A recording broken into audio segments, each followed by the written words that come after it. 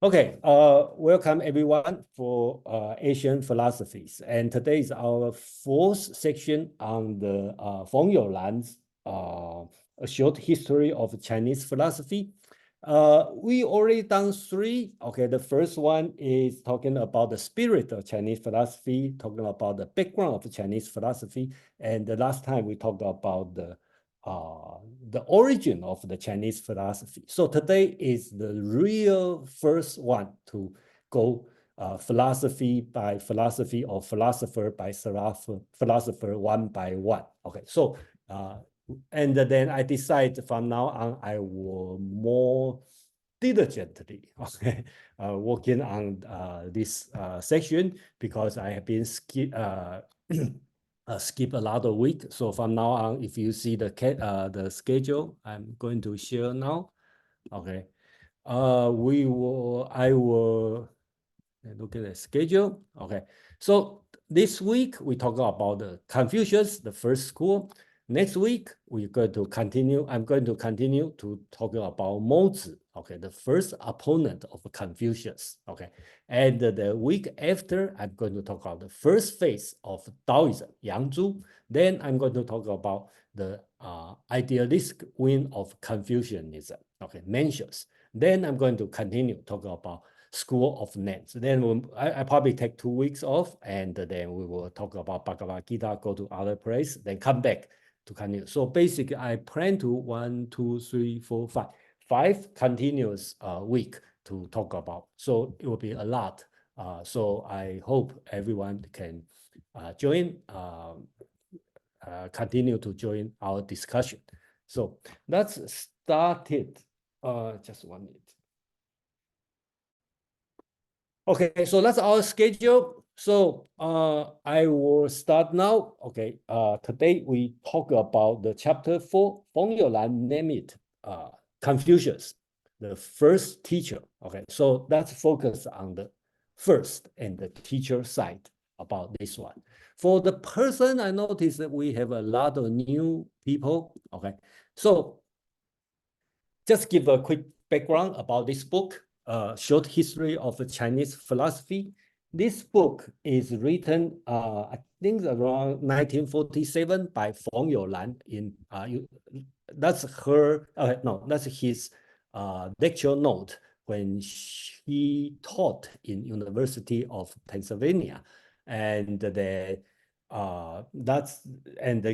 he collect all this note, become a book. So it's a very old book, but I think it's still worth it to read it today. Okay, so a brief background about Feng Youlan. Feng Youlan is a Chinese and was born in 1895, and you know when the Chinese people born during that time, the life cannot be too smooth. But luckily, he has the opportunity to travel to America and go to the Columbia University.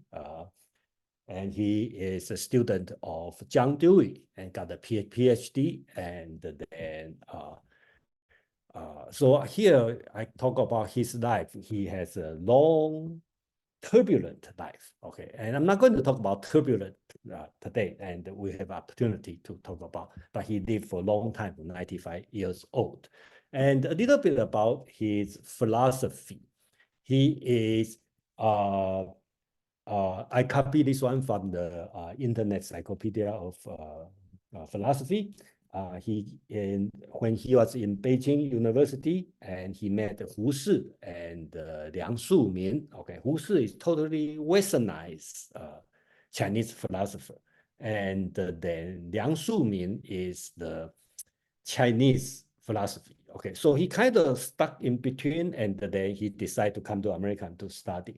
So his philosophy is, he has very well understanding of Chinese philosophy, and he got a fully well education in Western philosophy. And you will see he has a lot of flavor, his flavor about like Vienna Circle, German philosophy, a lot of Kantian, okay, this kind of thinking there. So, and then he bring up his own philosophy. But the book we are introducing basics is his lecture note for the American student. Okay, and so the entire project I try to do is the book total is 28 chapter, and then we have done 3, and today we are in chapter 4. So if you are first time, it's time to catch up, and then you don't have to read all these 3 chapters. And I will suggest if you didn't read the first 3 chapters, that's fine. You can wait until a few sections later, for example, to the section 20, okay, then you go back to read chapter 1 and 2 and 3. That probably make a lot of sense to you. You know, if you miss the first few section, okay, and you start from today, and that's great. And if you didn't read Confucius for the first today's reading, you can go ahead to read Moses for the next week. Okay, that's fine. Okay, so that's the beauty of this book, and you can read from any place. So before I go to jump into the chapter 4, okay, I would like to hear any question or anything you want to ask, especially for the person who the first time, because you don't be shy if you have no clue what's Confucius or have no idea what we are going to talk about. I will make sure you. Mark, please. Yeah, I'm not sure if this is the right time to ask this question, so you can set it aside if you'd rather deal with it later. But I'm interested in why do you think he didn't start with Guangzhong instead of Confucius? And does he deal with Guangzhong later in the book, or what do you think about that as far as methodology? Okay, thank you for this question, and that's not entry level question. So Guangzhong is the one of the okay. Let's put this one. From your line, we are not going to talk about Guangzhong. Okay, and Guangzhong being viewed as Confucius, well, in some place praise him, and in some place criticize him. Okay, and he has been viewed as the founder of legal school. Okay, so he is not in the any subject of this one. But when we talk about legalism, on which part we number very later, Confucius metaphysics, Yin Yang school. Do we talk about legalism? Oh, Han Fei and the legalist school, number 14. Okay, we may talk about Guangzhong. Okay, so that's the part we talk about. Yeah. Thank you, Mark, for this difficult question. Anyway, any other question, comment, expectation for today? If anybody make the do the reading, if you have specific question or specific area you want me to focus, and please let me know.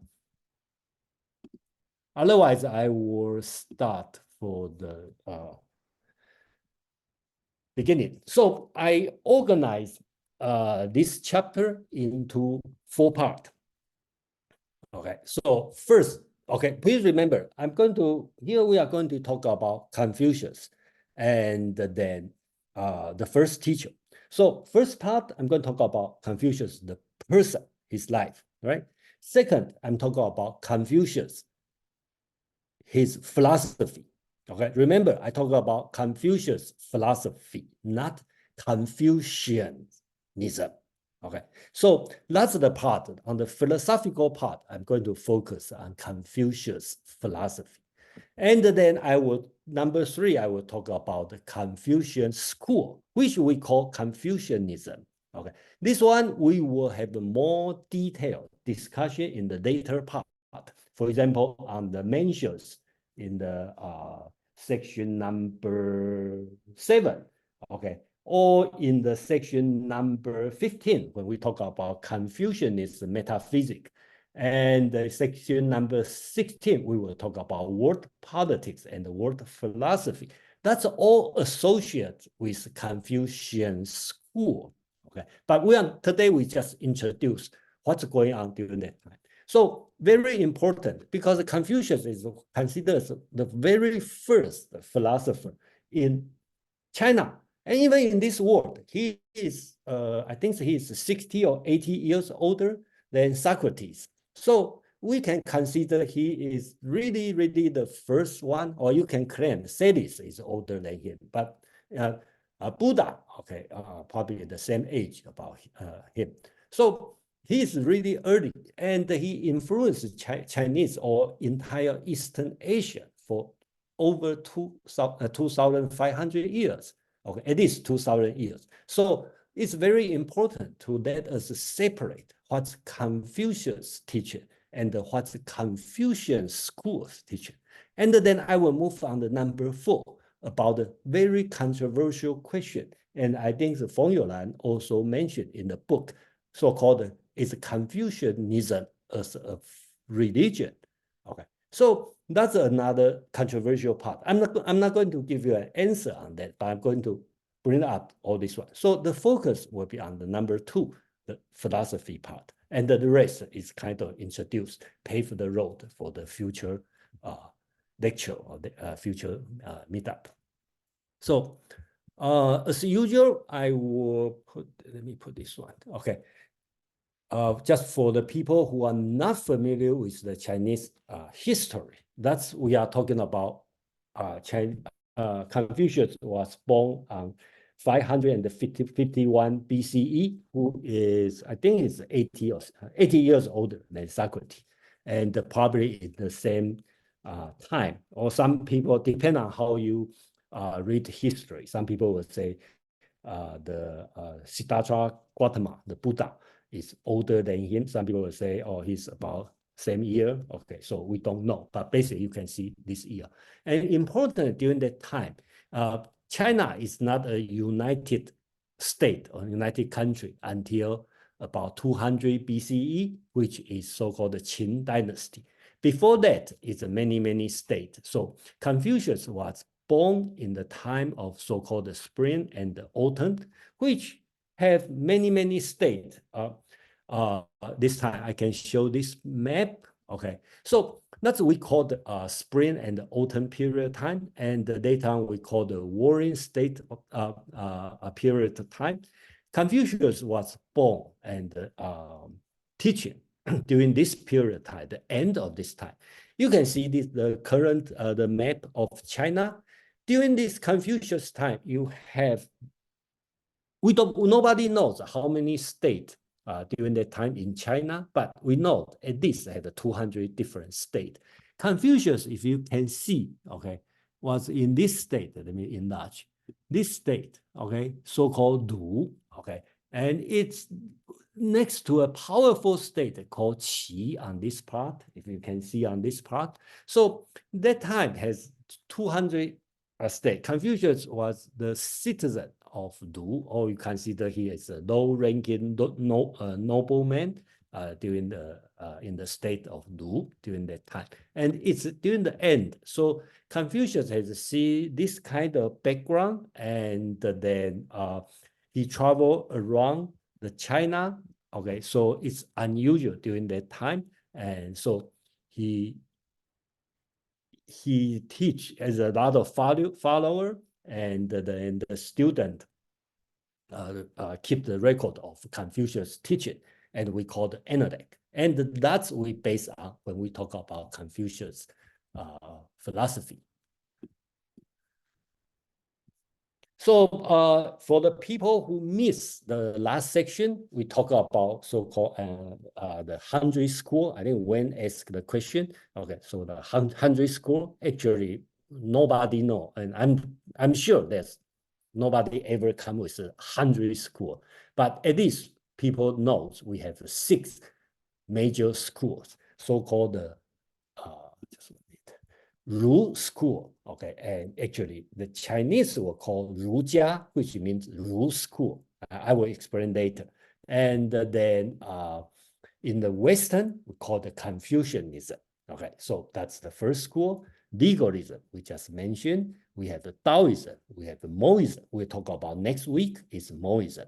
Then School of Nen and the Yin Yang school. So there's a 6 major school, and we will go through all this one through this year. Okay, so today we focus on the Ru school, the Confucian school. That's so-called the 6 major school, and we are going to tackle one by one. So I draw this line, you can see, a little bit the development in the history, right? We talk about in the very early stage, the spring and the autumn period time. This six school already started, but it's continued for the Confucian. That's why Confucius or Confucianism is difficult to teach or to understand because of the long history, because start from Confucius. Then we have Mencius. We are going to talk about in a few weeks. Mencius, not really his disciple. He was born 100 years after Confucius' death. Okay, so we have Mencius. They have the Xunzi, another Confucian scholar, but which is totally different than Mencius. They keep going on to the 1000 years AD, which is 1500s after Confucius' death. Okay, they have the so-called the Neo-Confucianism movement. And going on, we have the New Confucianism movement, and into today. So in today's world, if you ask anybody who said, oh, I know Confucius, we don't know what he knows about Confucianism, because he may talk about Neo-Confucianism, he may talk about Mencius, he may talk about Confucius himself, he may talk about the Ru tradition before Confucius. So the situation becomes a little bit difficult. That's why we have to focus on Confucius himself, not the whole school today. Okay, then they have the other school like legalism, they have the future development, they have the Taoism, they continue develop, till today. The Moism, I put X here. Basics, it got stopped. Nobody continue. Okay, but it was for us to study next week about the Moism. Okay, then they have the school of name, and they're also not popular in China. Yin Yang School has been not become a really academic, but so through this year, if you attend enough section of meetup, and I think you will have a good understanding of this. So that's about the background, and let me talk about name. Okay, that's also important. Okay, because Confucius, his last name, that's a very just a basic knowledge. So for the people who don't know, Confucius, the last name is Kong. Okay, that's his family name. And then his first name is Chu. And in the Chinese tradition, you have a first name, you have a last name, and you have so-called a courtesy name. Okay, that's used because your first name is given by your parents, and your parent or your senior will call your first name, and you will call yourself your first name. So in Confucius analect, you will see Confucius talk about himself. He didn't say I, myself. He talked about Chu. Okay, that means myself. Just like when I talk about myself, I say, oh, Jason, in a humble way. But people don't call Confucius Chu, okay, unless you are his senior, okay, his parent, let's put it this way, will call him Chu. Usually, his student will call him master, the title, and his peer will call him Zhongni, which is courtesy name. I will explain a little bit about Zhongni, okay, because the word Zhong, okay, means he's the second son, okay. The first son will call Bo, so that means Confucius have a senior brother, and his brother's name is Kong Pi. Okay, that's his senior brother. But the reason is his senior brother is handicapped, and during that tradition, if you are handicapped male, you cannot carry as a head of a family. Of course, it's discrimination, but that's the practice during that time. So his senior brother was handicapped, so his father married a young girl when his father is Su Lianghe. Okay, Su Lianghe was, I think he's 70 years old, and married I think the 16 years girl, Yan. Okay, and have Confucius. Okay, so that's the Confucius coming from.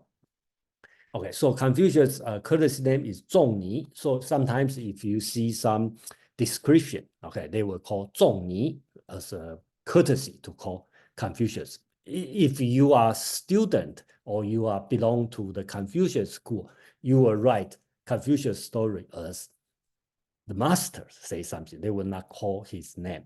But if you are kind of like, for example, 庄子, a Taoist writing, when they mention about Confucius, he usually mentioned as Confucius as a, okay, or mention him as 仲尼, okay, which is his courtesy name.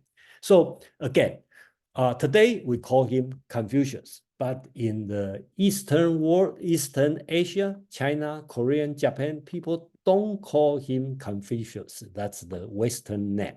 Okay, the Western give the name, Confucius coming from 孔夫子, which means teacher, 孔 or 孔 teacher. Okay, so that's the common people talk about because 夫子 means a teacher in the ancient way. So that represent his teaching part. Okay, he been you can argue a lot of things about Confucius' teaching about, oh, he's right, he's wrong, he's too, isolated, he's not doing the right thing, he has a bad influence. You can have all kinds of complaint about him or debate about him. But one thing you cannot deny is he is the first teacher, and then he bring the concept of teaching in China. I think that's the great part we should not ignore. Another thing I'd like to mention is if you read, okay, and how I hope you spend some time to read, because I've been running the project on every Tuesday. We read ancient Chinese texts. Right now we are reading Dao De Jing, and when we finish probably in about 2 months, we will finish. Then I will continue to read Confucius Analect. Okay, every Tuesday. 5 o'clock in the Western time or in the 8 o'clock in the Eastern time, we will read Confucius Analect. When you're in the Confucius Analect, you will notice, right?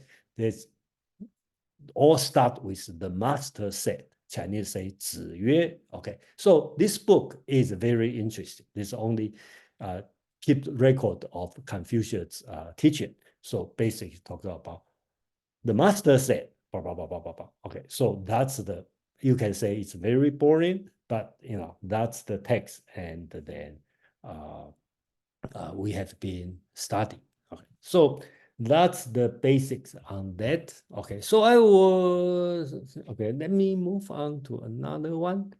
Okay, I just kind of organized his timeline, okay, about Confucius' life. Okay, so give you an idea. He was born and his father was 72 years old, and then his mother, okay, of course, that's his second wife, is 18 years old. Confucius was born. So, of course, he lost his father when he was 3. Okay. And when he was 17, his mother died. 19 years old, his only son, okay, we don't know who is his wife, okay, and somebody may know, but at least I don't know when he got married or his marriage life. I have no idea.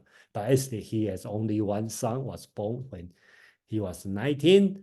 And then I will skip some, and then, okay. The tragedy, okay, another thing is about his profession. What does he do? Okay, that's a big question, right? He is coming from Ru tradition.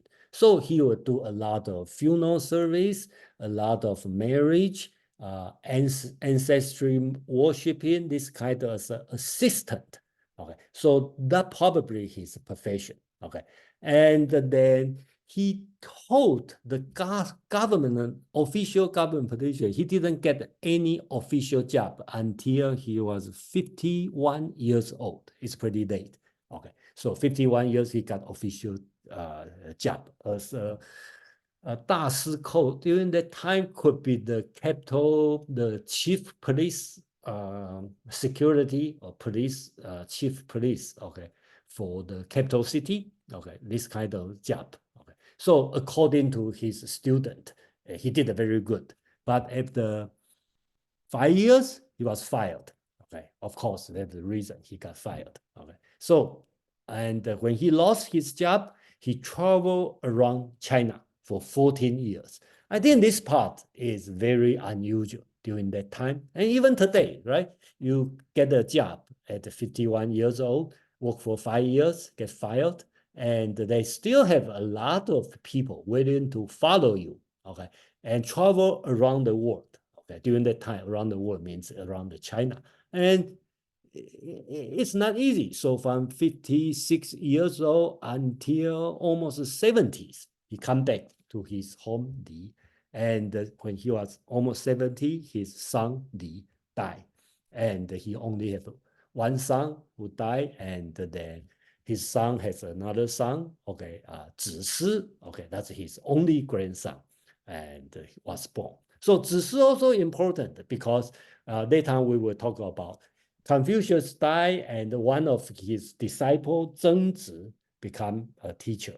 And then Zisi studied with Zhengzi. And then Mencius studied with Zisi. So we will know that's the connection from Confucius to his grandson because his son died early. So his son has no opportunity to continue his teaching. And we don't know how much his son learned from his father, right?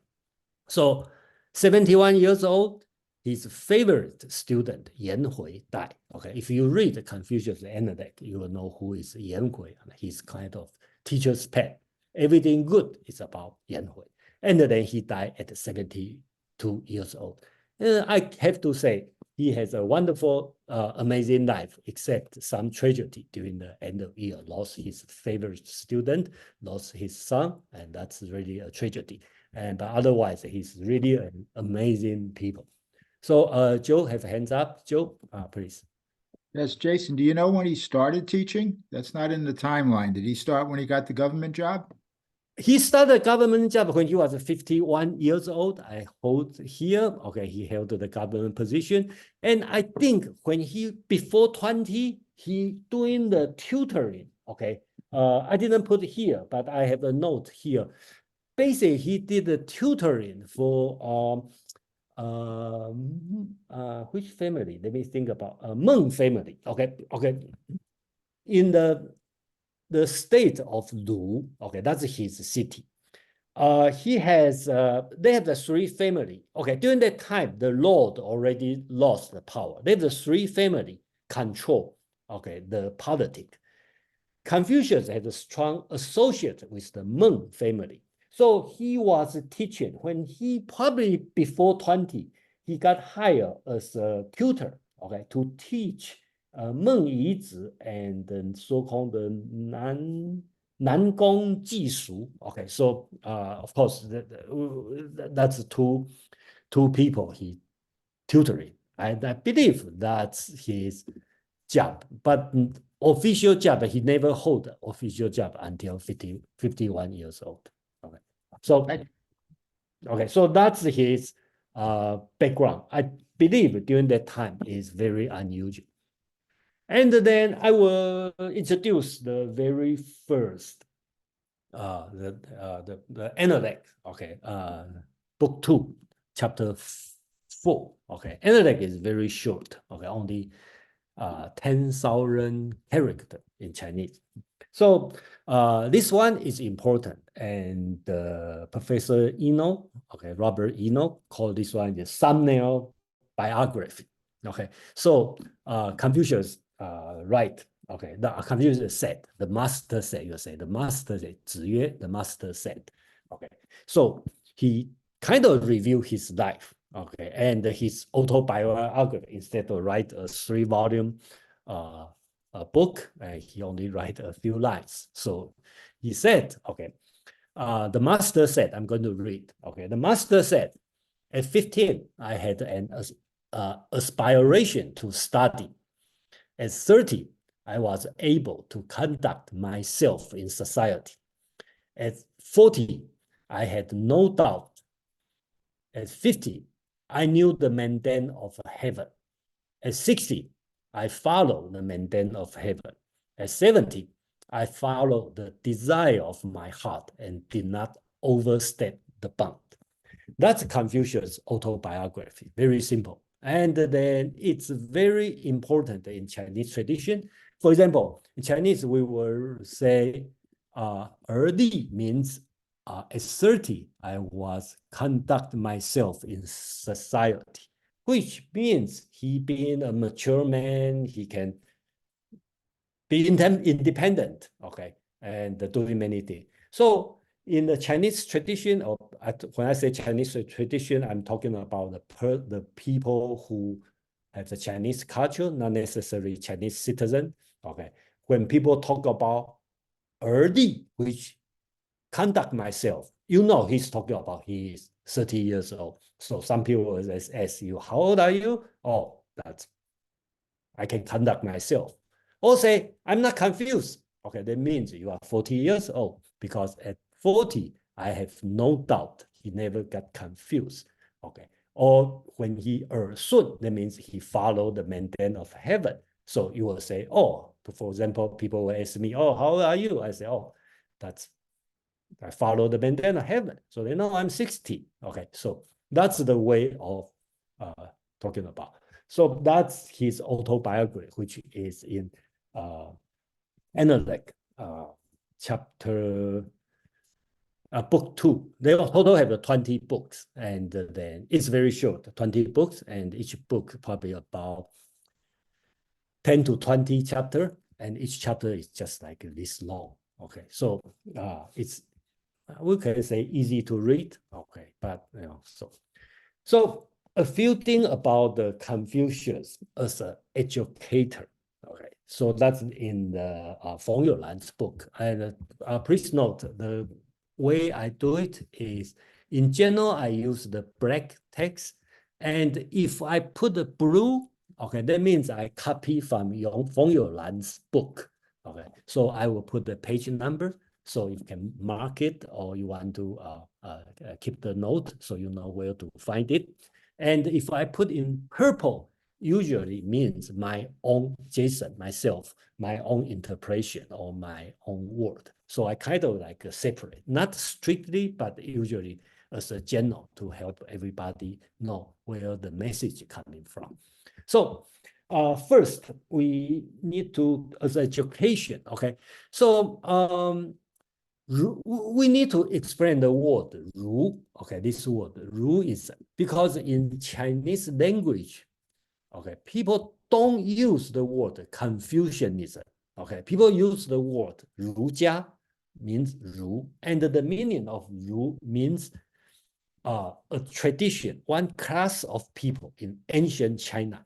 These people, their job is, their tradition is teaching, okay, the classic by acting as a skilled assistant, well-versed in rituals and occasion in funeral, sacrifice, wedding, and other ceremonies. The class of men was known as 儒, or we can call the literatives or scholars, because these people, they understand the ancient tradition. How do they understand the ancient tradition? Because they read the ancient text. So that's this kind of people. They've always had a different kind of people. Because you can imagine in ancient time, right? The tradition come with a class of people. So this class of people, instead of like a craftsman, or some are soldier, some are a bodyguard, this kind of job, some are doing the civil service. They have a different class of people. And this class of people, so-called 儒, and the Confucius is coming from this tradition. So you will see Confucius, his tradition, the class, his profession is assistant in the ceremony. And he take one step further, become a teacher. So in this way, we can say Confucius is the first one bring the concept of teaching, or the relation of teacher-student relationship into this world. Okay, because before this, you don't have this kind of so-called teacher-student relationship. And that's how Confucius is coming into the culture. Okay. So we can see, and that's first job, he been a teacher. Second, Confucius never an author. Okay, the Analect is not authored, not written by Confucius. It's by his disciple or the disciple of his disciple.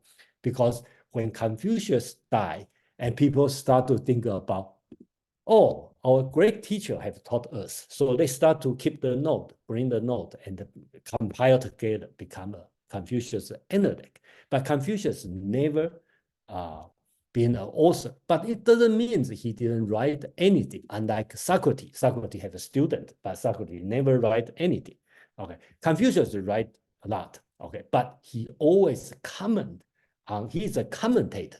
So in the book 7, okay, chapter 1, he talked about the master said, "I'm a transmitter, not a creator. 述而不作，信而好古." That means he read a lot.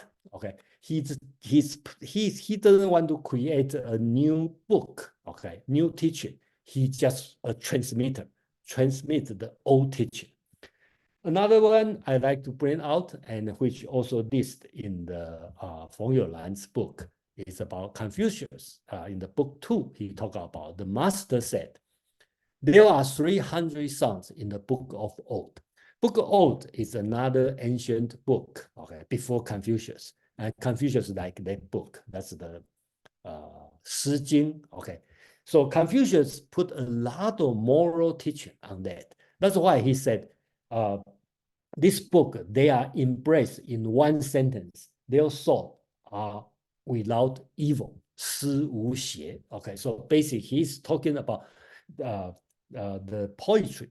And if you read the poetry, we don't have time to talk about the poetry, but this poetry, a lot of things is the love song, okay? But Confucius always teach the moral teaching on that. So you can see Confucius style, okay? So another thing we can be more clear is this one. Since they are, you can call them bookworm, okay, because they all read the old book. So traditionally, so-called 4 books and 5 classics. Okay, we need to, a lot of people heard about this 4 books or 5 classics or 6 classics. The reason I put a parenthesis is really have 6 classics book, but the book of music has been lost. Okay? Nobody know how it look like. So sometimes people call 5 classics. But anyway, I put it in the 2 category. These 6 classes or classics, it can consider as the book Confucius read. And the 4 books is after Confucius. So don't get confused because the 6 classics is the book Confucius read. And when I say Confucius read, Confucius is not the person like today we just read. He read, he put a comment on that. So you will see Book of Old doesn't have a lot of comment, but the rest of that, there's a lot of commentary. So it's difficult to tell, okay, what's the original, what's Confucius writing, and some are Confucius' disciple writings. The most good example is a book of change, so-called I Ching.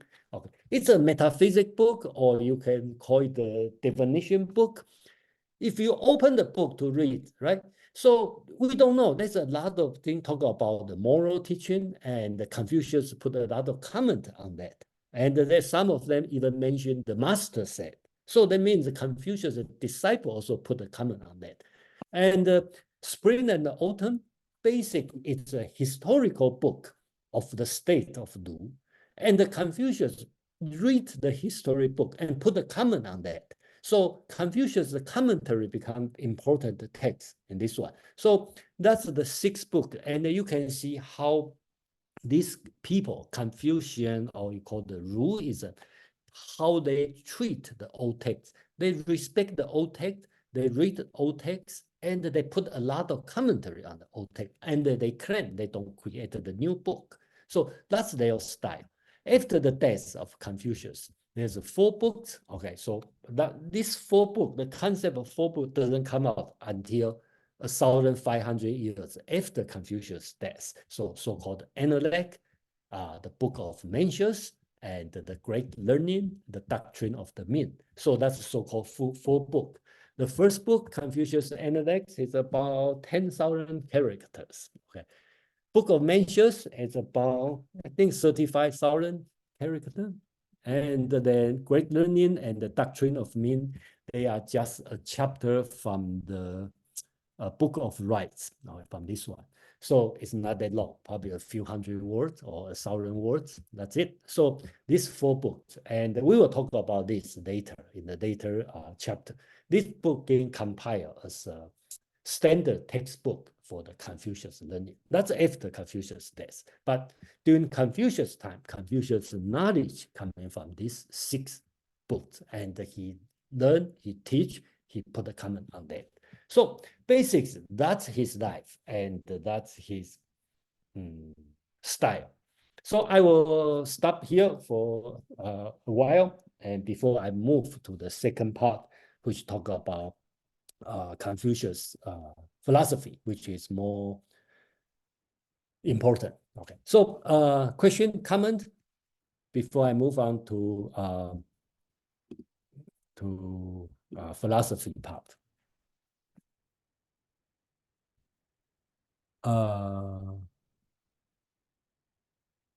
Finis? Am I pronouncing it? Yeah. Okay. Yeah. Yeah.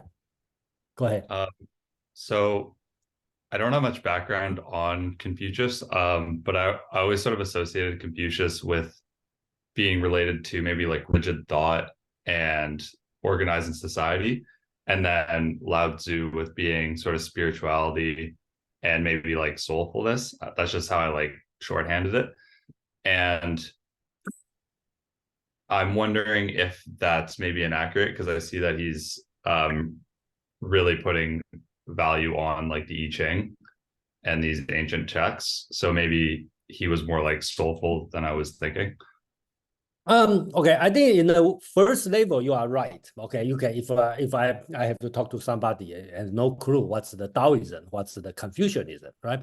I would say, oh, Confucius organized the society, and the Taoism want to escape from the society, which is not wrong at all, and which is right. Okay, but then you can, of course, every kind of answer you can ask a deeper question, right? What do you mean organize? Right? What's the impact on organize? How do they organize? And that's blah, blah, blah. There's many, many questions. And especially for Confucianism, it's difficult because it's long history, as I mentioned at the beginning.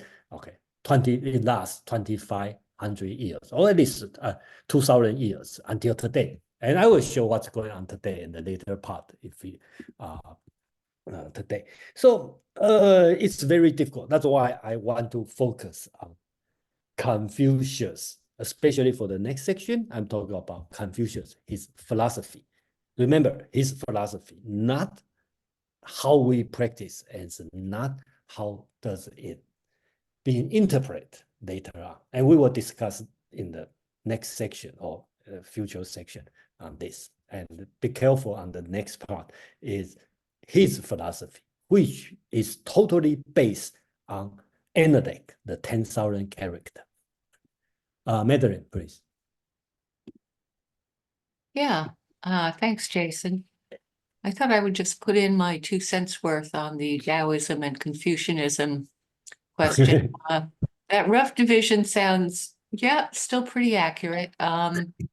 One of the things was that he was a man who looked back to the past, and it was a largely agricultural society. So doing things the traditional way worked very well for things like soil replenishing and everything. And, you know, keeping your family in order and everything. So these are the classics that are read later on as well in China. In many ways, Confucianism was more of a social practice. But anyway, the philosophy part is up next. That's much more interesting than this part. So I'll stop here. Thank you, Madeline. Okay. Let me see. Thank you very much for your interpretation. And sometimes I find out that your interpretation probably better than mine. Okay, because you are standing from outside and then, well, anyway, thank you very much. Mark. Yeah, thanks, Jason. I agree, particularly with that kind of rough characterization of the difference between Taoism and Confucianism as well. And one thing that I'd like to say, and I'd like your commentary on this, Jason, like whether you think this is accurate or not, is one big difference between Chinese philosophy and say Greek philosophy, for example, is that Greek philosophy begins with a lot of metaphysical disputes about like what is the nature of reality, epistemology, things like that. Similar in Indian philosophy. Chinese philosophy doesn't really have that kind of metaphysical dispute in it. It goes pretty much right to social questions. And so like there's not like a lot of dispute about like how many elements are there or what is real or things like that. There's a little bit of that, but not like you see in Greece or India.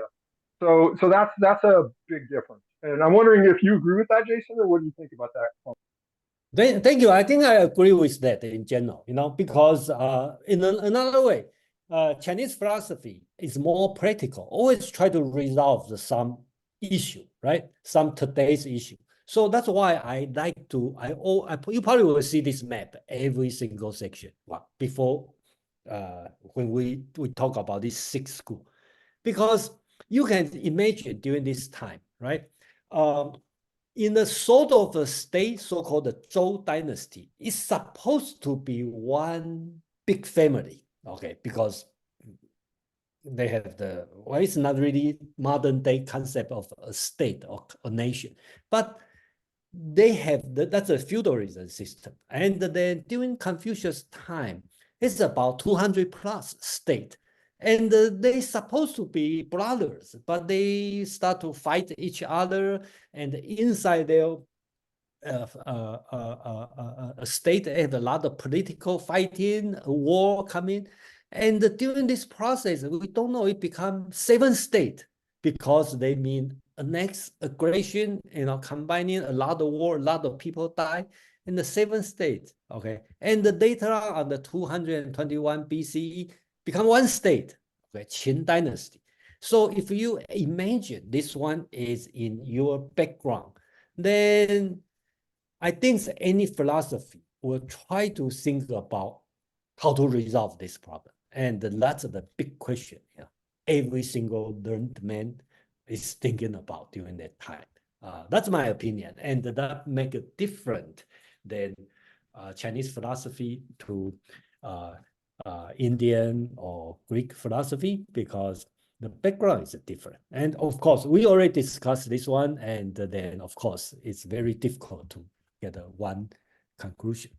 But to compare the different schools, that's always interesting. And I will suggest you to come to the meetup every week, or I'll read the book as many as possible to understand each one. Then you will come with your own idea how they different each other.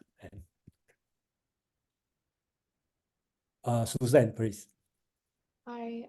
So I was listening to Alan Watts and his son explain Confucius and Tao, and they were explaining that Confucius' way of life is for people involved in the world, and the Taoist way of life is for people who get disengaged. I wasn't sure if that was credible, and also the way Alan Watts says Taoism is that it's for bohemians. And so it's best he doesn't say it like that, but he says Confucius is better for when you're younger and then you study Tao later. Is that correct? Okay, yeah, that's a very common saying. Okay, and then people will say, okay, that's okay. First, let's say Confucius is good. It asks you to engage in this world, and the Taoism asks you to escape from this world. Let's put it this way. Okay, and then if I agree this one, then the following will be correct, right? During the daytime, during the weekday, I should practice Confucius. Okay, so I will. And during the weekend, I should do Taoism as an entertainment. And when I was young, I should work as a Confucianism. Okay, so I engage my work. When I get older, I should practice Taoism. So I will relax and retire. That's correct. And then, but personal. My opinion is this one is, if you think through, that's the Confucian thinking, right? That's why you think this one. Confucius and the Taoism, also great, but that's just a supplement for Confucius. That's another way to think about it, right? But it's not necessarily true. You can reverse it, right? But I'm not going to go deeper or go further from here because it will become endless discussion. But I just want to say what you listen from and then what is correct, okay? But personally, Jason, myself, I disagree because this one is Confucius thinking imposed in the entire Chinese philosophy. And we will go through this one, and if you stay long enough, thank you to bring up this concept. Yeah. Okay, so I'm going to move on to the, so we have another Fei Wu, please. Yeah, Taoism does emphasizes withdrawing from the conventional social order to live in harmony with the Tao, the fundamental nature of the universe. Its approach is more about aligning oneself with the natural world and then less about active engagement in social or societal structures. But it's not escapism. I think it's just part of the spiritual process one experience during different stages of one's life. Yeah, thank you, Fei.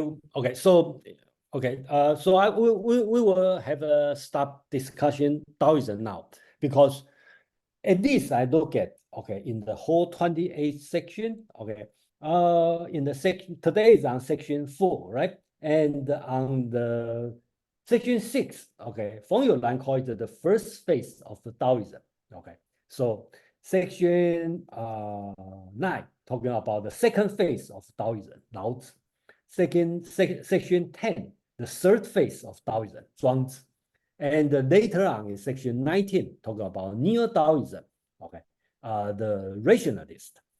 Section 20, talking about Neo-Taoism, the sentimentalist. So at least we have another 5 sections to talking about Taoism. Okay, so we will have a lot of opportunity to talk about Taoism. So you will start to understand there's many things we can talk about Taoism. Just like for people who been with me for a longer time, I think last year I spent almost the whole year go through the Feng Youlan's translation on the Zhuangzi, who has is one of the Taoism writer. Okay, the 7th chapter, the inner chapter of Zhuangzi.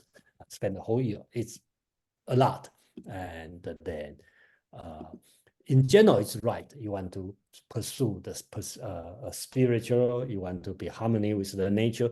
In the surface, it's right. But if you go through in like any philosophy, you cannot just use one word or one sentence to describe it. Yeah. So that's what I would say. And then I will move on for the second part. Again, I'd like to re-emphasize when we talk about Confucius' philosophy, you talk about his philosophy. I'm not talking about the Neo-Confucianism or later. Okay, so on this section, at least on this part, I'm doing this one. I've been reading Confucius Analect since it was mandatory when I was in school. Okay, so I read it. Okay, and I be honest, I don't like it. Okay. And then start from 2 years ago, I start to work on the translation of Confucius Analect. And I understand more and more. Okay, so I think this chart is, I should claim, my invention, because Confucius Analect has been a little bit disorganized because he say something, say this, and it's not a systematic philosophy. So I kind of organize in this way, okay? Just like Mark said, the entire Chinese philosophy is focused on political, the life, the result, the turmoil of during that time. So the entire Confucius philosophy, you can say it's a moral-based political philosophy. Okay, but with this domain, I kind of organize in the three part, right? It's a political philosophy, moral theory, and the philosophy of life, and which is covered by Feng Youlan's writing. So of course, the moral theory is the most part, okay, and that's the most difficult to understand during when you read analytic. And I kind of organize in this way. So I will go the detail, and then most of them I copy from Feng Youlan's writing. And if you go back to the book, you will know. So on the political philosophy, right, make it simple. Chinese called 正名 or rectification of names is his core thinking about name. Okay, so here is a copy from the analytic. Okay, 子路 is his one of the important disciple. Okay, this one is very famous. 子路 said the ruler of Wei. That's during the time when Confucius traveled around with the world with his disciples. 子路asked, right, the ruler of Wei, the state, has been waiting for you to administer the government. What will be your first priority? Okay, what the first thing you will do? Confucius, it must be the rectification of name. Okay, so rectification of name is the first thing he will do. And the Zilu said, is that so? Are you so dogmatic? Or you want to call you call it the pedantic, okay? And what need to be rectified? Okay, the master said, you are so crude or so uneducated. Okay, so you can see this dialogue, okay? Because Zilu is kind of like much older. So he only 9 years younger than Confucius. So their conversation is more like a friend, right? And I say, oh, you are proved. Okay. So the following is the important teaching. Okay. A Junzi should be silent about what he doesn't know. Okay. So from here, if names are not rectified, then what is spoken cannot be followed. If what is spoken cannot be followed, then work cannot be accomplished. If work cannot be accomplished, then Li, which is ritual, and the music cannot be developed. If ritual and the music cannot be developed, then criminal punishment, which means the law, cannot be enforced. If criminal punishment cannot be enforced, then people cannot behave themselves. Therefore, what a Junzi, okay, forget a Junzi, we can say as a moral model, okay, the ideal man you have to do. A Junzi has named, what a Junzi has named must be able to be spoken. What he has spoken of must be able to be executed. A Junzi must be meticulous about what he has spoken. Okay, so this one is, we can say that's the most important concept in Confucius' teaching. Make it simple. He's talking about the most important is the name. And with the correct name, you can speak something, okay? And when you speak something correct, then everything will work. And the reverse is, if you don't have the right name, you cannot have the right speech, then the thing cannot be done. Then the ritual and the music cannot be practiced, and the law cannot be enforced. Then people don't know how to behave. Then that's a chaos. So everything should start. Everything should start with the name, right? So that's the Confucius teaching. And some may ask about, that's what I mean. Some may ask about why name is important. And I think the reason is sometimes we forget the one important tradition is in Chinese philosophy, name and name and the subject or actuality, okay, so-called the what's actual, what is name is important. We will see this one run through the entire philosophy for different school. Okay, so next thing, let me read the second one on the book 12. Okay, Duke Jing of Qi, okay, asked Confucius about governance. So the Duke, okay, the Lord of the state of Qi, asked Confucius about governing, right? Confucius said, let the ruler be a ruler, minister, minister, father, father, son, son. The Duke said, good. If the ruler is not a ruler, the minister not minister, father not father, son not son. Even if I have food, how can I eat? Okay, so basics is talking about the same thing.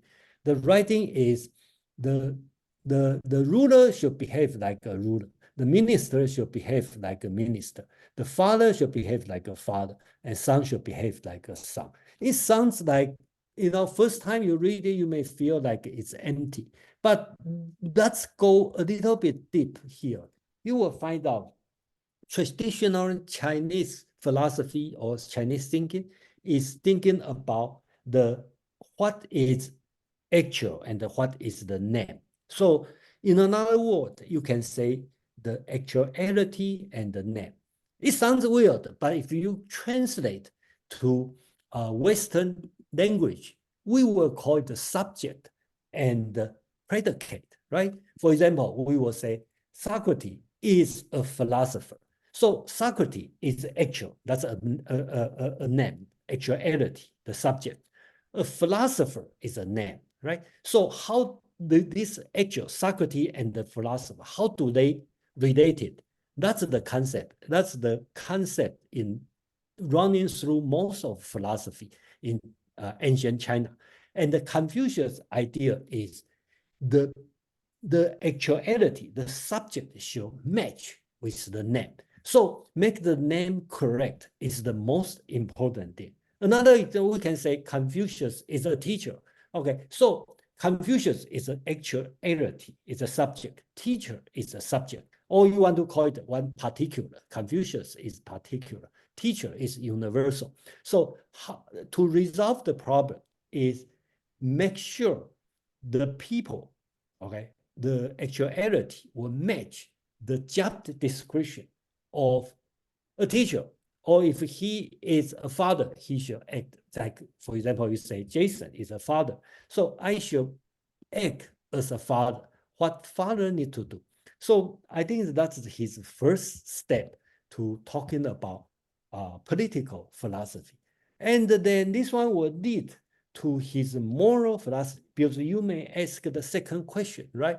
What does a father need to do? What does a ruler need to do? What does a son need to do? What does a minister need to do? So how do we fit this one? Then that's why we bring to first, you have the rectification of names. Then second step, you move to the moral philosophy, moral theory, right? So this name has his moral contents over there.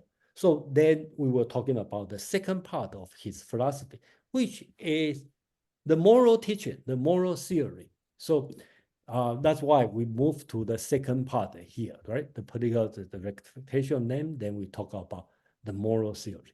So moral theory, we can, I translate it as English philosophy or Western philosophy would be easier to understand. If we talk about something moral, you can talk about what's the form, what's the essence, right? So everything you can talk about its form, its essence.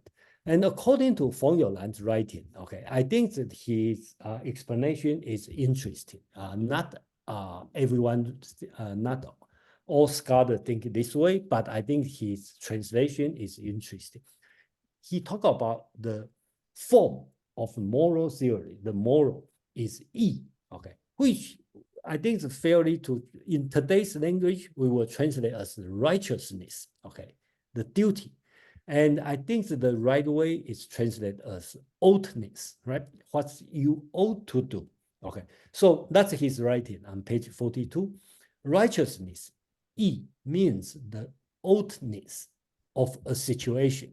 it is a categorical imperative. So if you're familiar with Kant, you know that's very Kantian language. That's in the Kant, the groundwork of metaphysics of morals. He talk about categorical imperative. Okay, everyone in society has a certain thing which he ought to do, and which must be done for their own sake, because they are the morally right thing to do.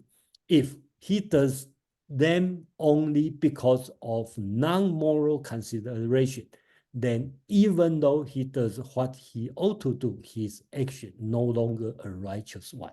Okay, this one is according to Feng Youlan's explanation. It's same as Kant talking about categorical imperative.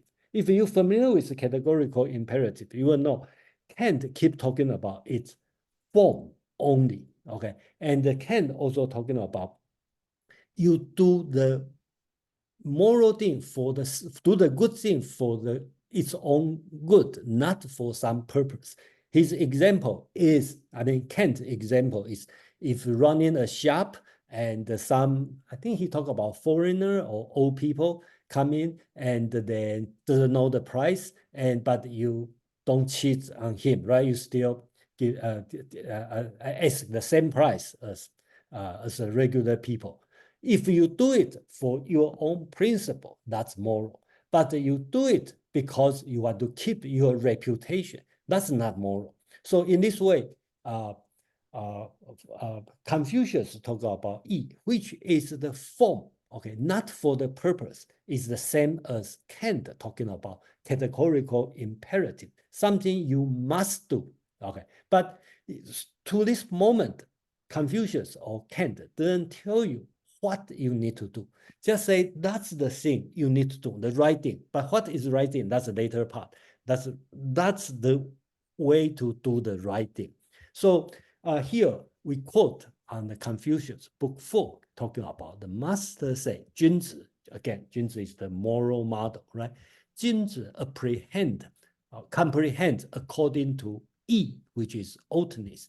Small man, which is not really a bad man, is non-juns, which means the regular people, right? Non-moral people, comprehend according to benefit. So the Confucius teaching here is talking about when you behave a right thing, a moral thing, you should base on the oughtness, what you ought to do, but not based on the profit, because it's good thing to do, right? So Confucius called the distinction between yi, okay, which is oughtness, and the benefit, the distinction they consider be the most important of teaching. In Western philosophy's world, Confucius' moral theory is deontology, not consequentialism. So utilitarianism is not Confucius' teaching. Confucius is talking about deontology, duty only. So that's the first thought when Confucius talk about the righteousness, or you want to call it yi, which means the form. Then when we talk about form, then we should talk about the essence, right? The essence is 人, which it's very difficult to translate. Okay, so Feng Youlan translates as human-heartedness. Okay, so in my Tuesday group, when we talk about when I do the Confucius Analect translation, I just use the word 人 because Confucius Analect has only 10,000 characters, and then I think 人 has been mentioned over 100 times. So that means 10% of the character is about 人. So, so 人, Feng Youlan translates as the human-heartedness. Some translate as a humanity, some translate as a benevolence, some translate as a perfect virtue. But anyway, we can understand 人 as the essence, the matter of yi, or you can call it the core of Confucius' moral. And the Confucius' moral is to govern a person's behavior politically. Okay, so they put everything in the big picture is like this. So Feng Youran on page 42, he write, the idea of yi is rather formal. We talk about yi, the righteous, and that of ren. Okay, and when you read the text, because Feng Youran used the old way to call it the Jen. Okay, so I will replace with ren. Okay, so they are the same. It's much more concrete. The formal essence, right, is the duty of man, which is oughtness, because all the duty are what he ought to do. Okay, and the ren, in a way, talk about the essence. But again, you may ask the further question, right? What's the essence, right? What's the ren, right? Because you tell me the form is yi, and then yi is only form, and yes, what's the matter? What's the essence? And you tell me it's ren, okay? And then of course you can ask. Next question is what is ren? Okay, then Confucius answered this question 13 times in Confucius Analect, because different students were constantly asked, and he gives different answer for different students. So I just want to make the most simple, easy answer. Okay, here. Fan Ci is one of his student ask about ren. Okay, so just like everybody, when you hear this one, you will ask what's the Confucius answer is love people. That's the simple answer. So that's Confucius talking about ren. Okay, so love people. Then again, we should talk about practice, right? How do we practice? Okay, this ren, you tell me is love people. That's just on your heart, right? So then come with another concept, so-called 忠恕. Feng Youran also mentioned in his text, and that's an important concept in 忠恕. In these two words in today's Chinese, 忠 usually translated as loyalty, and I think it's been misinterpreted as loyalty, loyal to your country, loyal to your boss, to your master. I don't think Confucius is talking about this way. Confucius is talking about a devotion, the attitude to your job. And Feng Youran said it's a positive attitude to other people. That means do to others what you wish yourself, right? So it's a positive way of treating people. Su, okay, in today's language, we will translate as forgiveness. But I think the proper way to think about this word is reciprocity, which, according to Feng Youran, is a negative way of treating other people morally. Do not do to others what you do not wish yourself. So that's the attitude, right, to other people. One is a positive attitude. One is a negative attitude to negative interpretation to treat other people. So my understanding is a little bit different than Feng Youran's understanding. My understanding about 忠 is more on doing on your job, the attitude to your job. 恕 is more on the attitude to the people. Okay, so that's my understanding. But anyway, 忠 and the 恕 is important teaching. Since we talk about the form of the moral is yi, and then we talk about the essence is ren, then the attitude will be 忠 and the 恕, these two attitudes. Then apparent when we talk about attitude, it's a subjective way to think about this, right? So we can move to the subjective and the objective, right? When you talk about 忠恕, you talk about it's a subjective way because that's the attitude I do it. But we need some objective standard.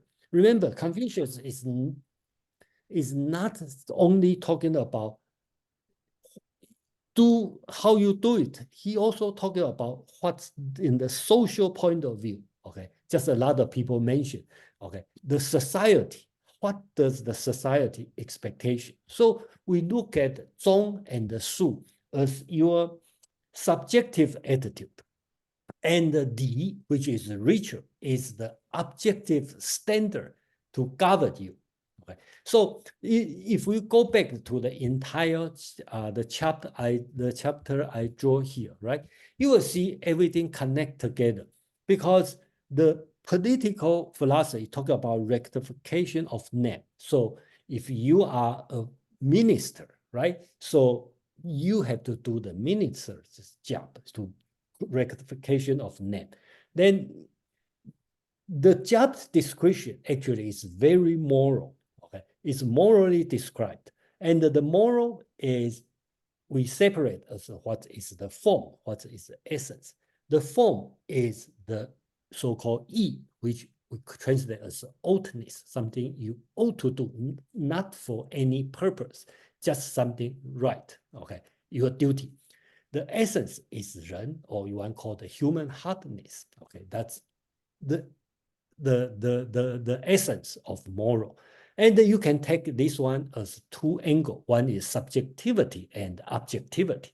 Subjectivity is your attitude, which is zhong, which is devotion, and the shu is reciprocity. Okay, reciprocity. Okay, how to treat people, or try to you in a different way. That's your attitude, and which is governed objectively. Okay, by the ritual.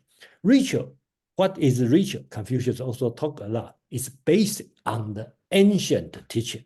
Okay, so that's why ritual is so important in Confucius teaching, because you will see everything if you govern by the ancient way. Okay, and the ritual has been written by the sage king long time ago.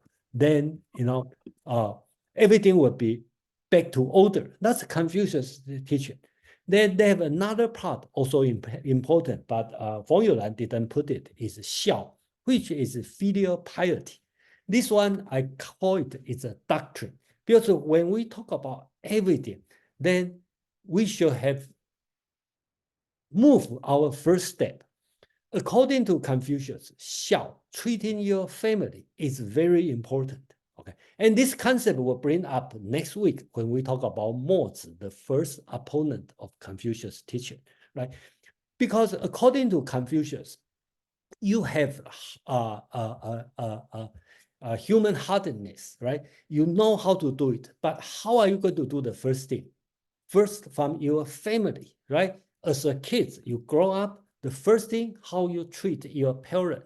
When you become a parent, you know how to treat your son, how to treat your neighbor, how to treat your city mayor. Okay, then that's the relationship you are building. So everything starts with xiao, which is filial piety. So it's a love, a kind of love, but it's gradient. Okay, so you don't love your neighbor's kids as your own kids. You love your kids more than your neighbor's kids, right? And you love your parents more than you love the senior on your neighbor, right? So you treat your son different than you treat your friend's son. So that's a Confucius idea. But it doesn't mean you treat other people worse. It means the same kind of love you can extend to the entire country.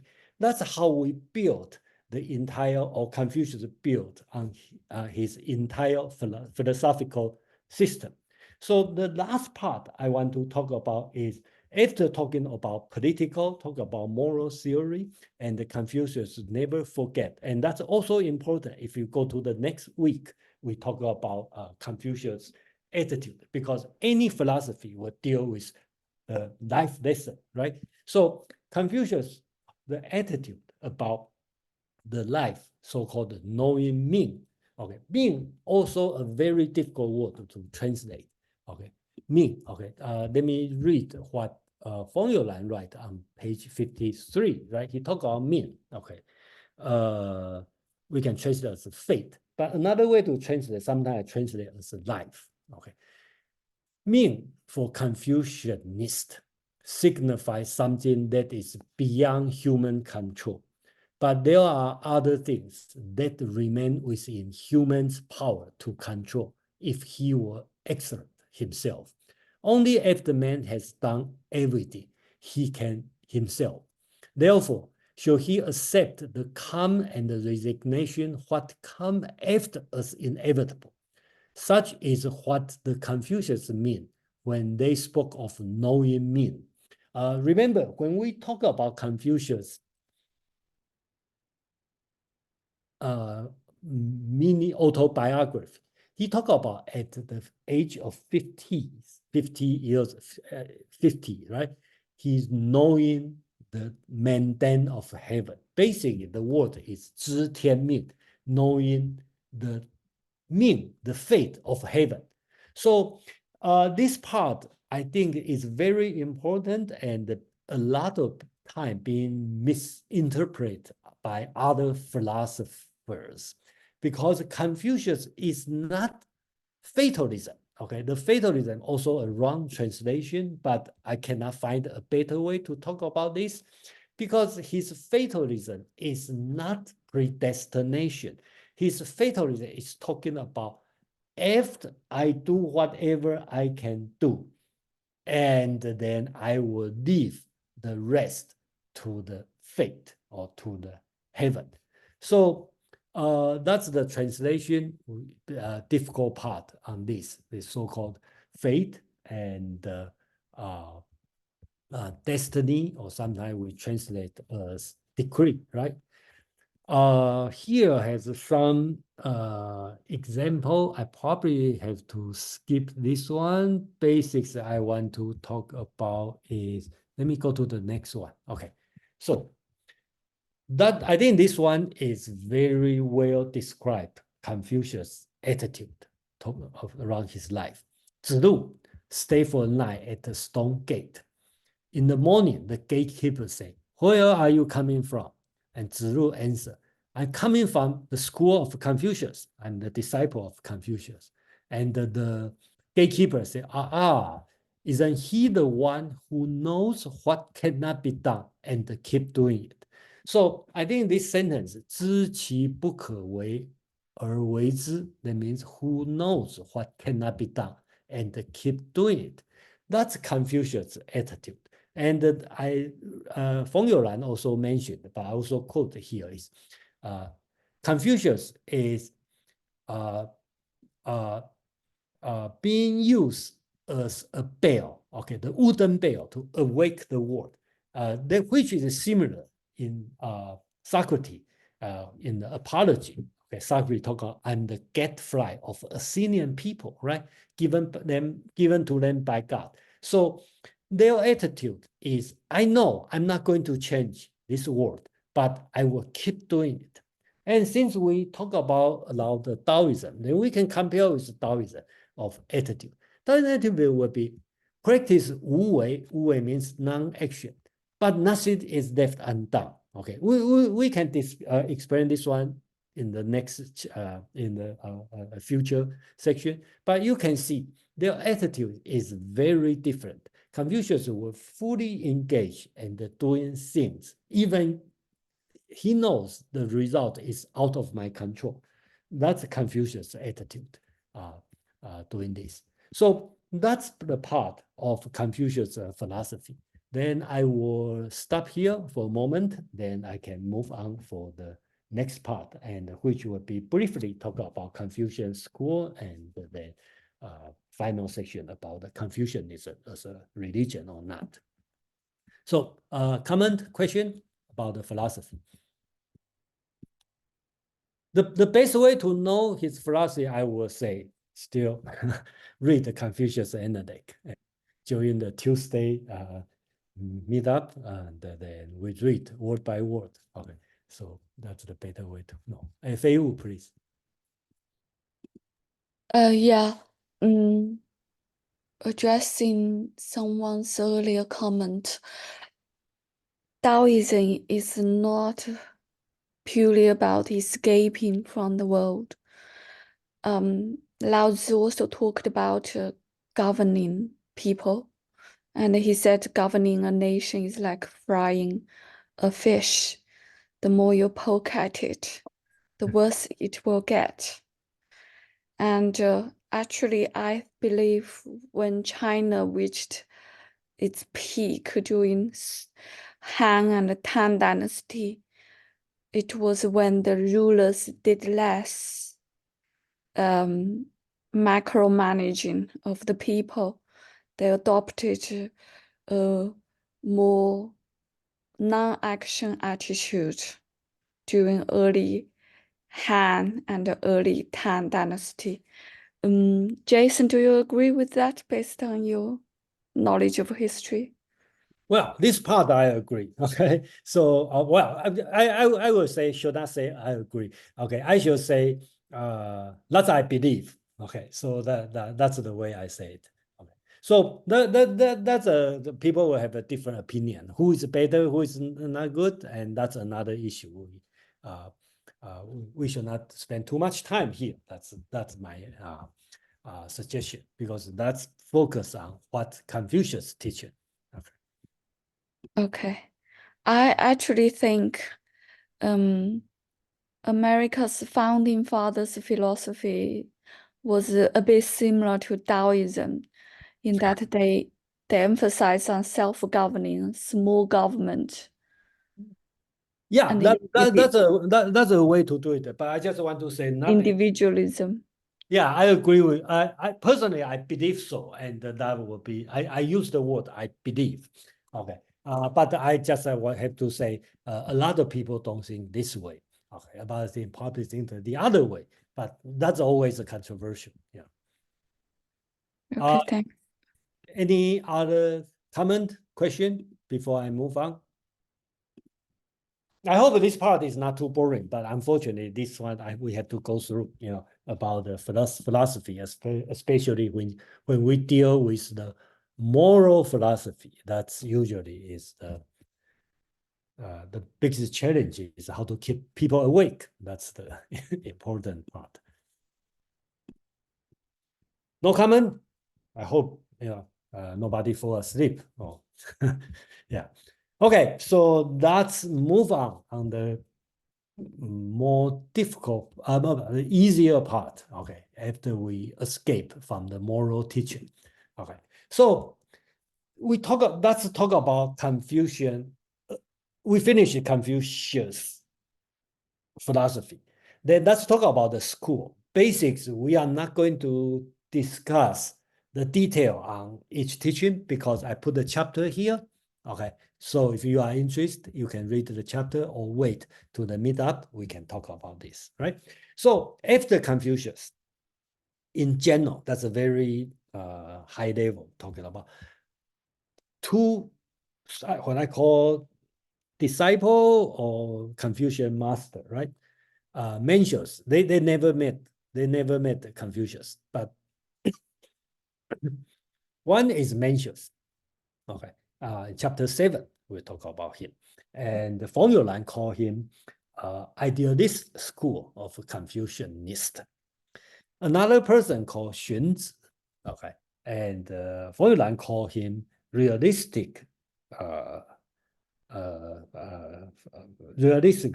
Confucianist. One is idealistic, one is realistic. In general, people understand Mencius, he claimed human nature is good. Okay, so we need to have the famous so-called four seeds. Okay, that's a human nature. And the only thing you need to do is grow your nature, then you are doing good. Xunzi is, I think he is probably 60 years younger, or born 60 years after Mencius died. So he criticized Mencius harshly, and Mencius had no chance to criticize him. So Xunzi's argument, we will talk about in chapter 13. Okay, according to formula, he looked at the realistic part of human nature. So he talked about human nature is bad. Okay, but his ideas, since human nature is bad, the good people, because they learn by education. Okay, he give another example. Okay, that for example, sword. Okay, metal.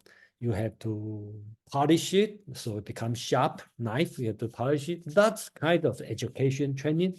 So since human nature is bad, so we need to educate people and they will become good. Okay, so that's the major school separate. But you can imagine Xunzi's teaching gradually move to the legalism, which talk about reward and punishment. So that's come with the chapter 14. We talk about the legalism. Okay, and the Mencius teaching it lasts longer. Okay, until Zhu Xi in the chapter 25, 1500 years later. Okay, Zhu Xi in the Song Dynasty, they have the so-called Confucianism movement. So that's another thing we can continue. Okay, on that. So I think we do this one before, but just briefly talk about. Let me see. Okay, let's move on the three people, important people, right? In the Confucian school. The only thing you need to know is Confucius. Okay, we talk about this. And the Mencius we will read in the chapter 7.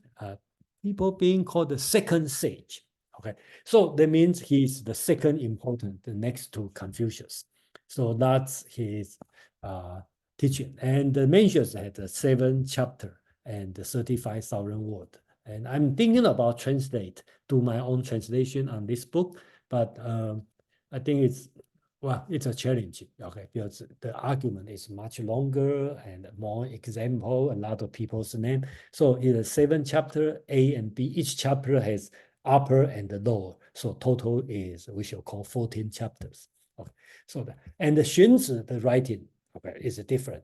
He write 32 short essays, and his writing is pretty good. I really enjoy his writing because it's a modern sense of today's essay. He has an opening, example, closing argument, and announcement. So it's very a good asset, and I hope I have opportunity to introduce his writing. And I probably skip this one, and then we can talk about the Neo-Confucianism.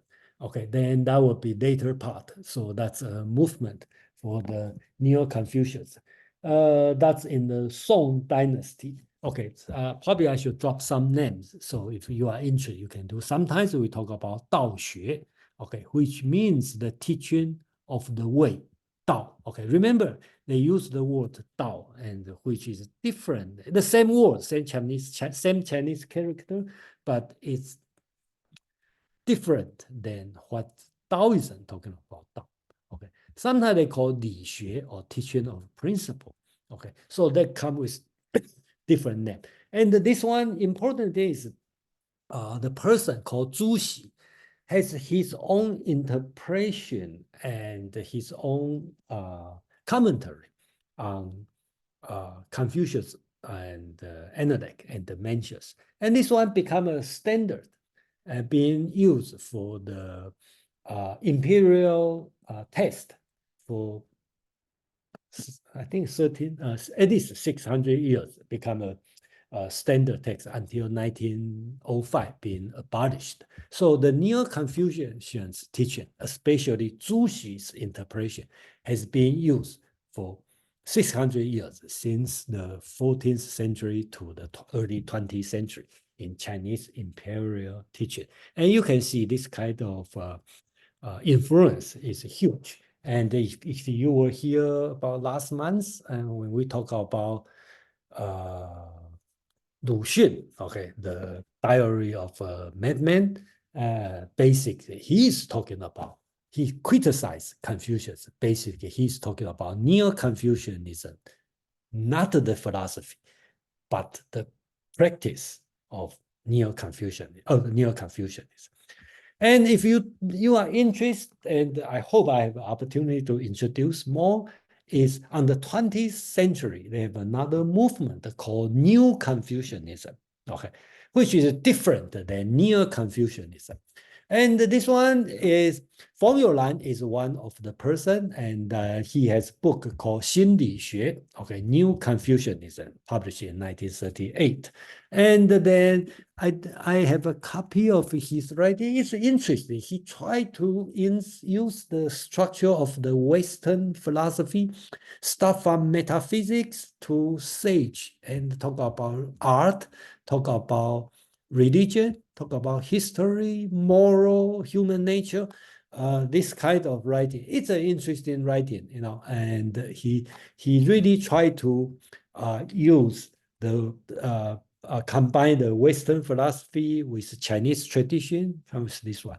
Another person is Xiong Shili, and he write the book called The New Treatise on Uniqueness of Consciousness. I'm not sure the translation is correct. They call it 唯识论. Okay, basically it's very Buddhism thinking. So he kind of using the Buddhism thinking, Buddhism philosophy as the so-called mere appearance, consciousness only. Okay, this kind of philosophy to develop his new Confucianism. So that's the later development on that. So basically, I will stop here for this section before I move on for question and comment on this part.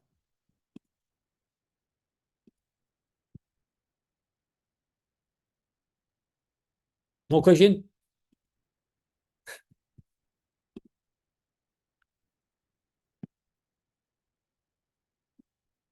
Okay, so let me move on. So it's always a big debate or questionable, okay, about Confucianism, okay, as today. Every time bring up this one, we come with a lot of heated debate on whether or not the Confucianism is a religion or is sort of religion. Okay, so Feng Youlan has a good writing on his writing on the Confucius' position in Chinese history. And I'm not going to follow that one because that's just his own opinion. And then I'm not saying I disagree, I agree with him. And it's easy read, you can read as one. And but please treat that just his view 100 years ago on that one. And what I want to do here is I want to bring my own visit because last month I was in Taiwan and then in the Taipei city, okay, there's a big Confucius temple. Okay, so I probably that a better way to give you a view on what's going on today in Taipei. Okay, so the Confucius, if you call it a religion or not religious. But first, if they say, oh, it's a religion because it's a temple, right?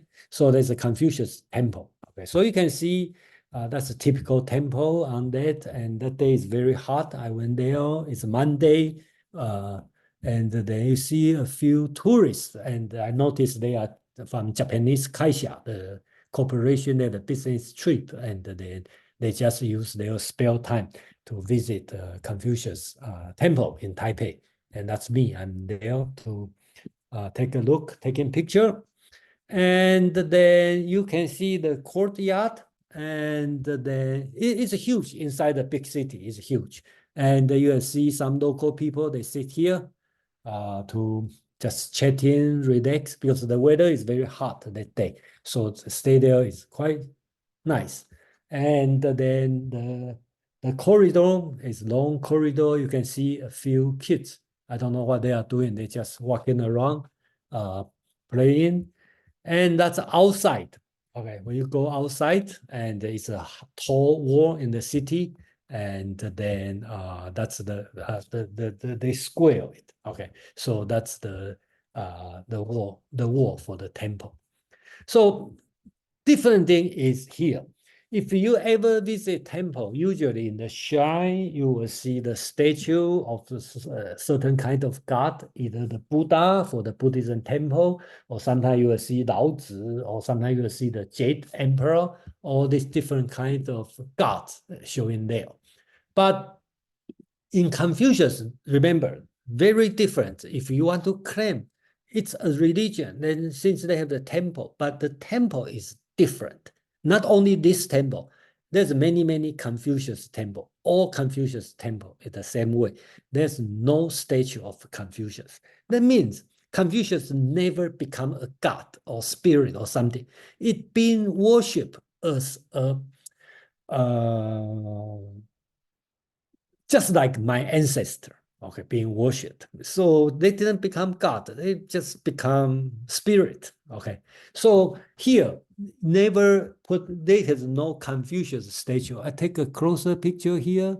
Okay, is right. 大成至圣先师孔子神位. Okay, that means if you translate to English, the great achievement, the highest sage, the first teacher, Confucius, spirit tablet. So that's only have a few words right here. So that's the Confucius. And on the top here, you can see here, 有教无类. That means education for everyone. Okay, teaching without differentiation. Okay, anybody is teaching.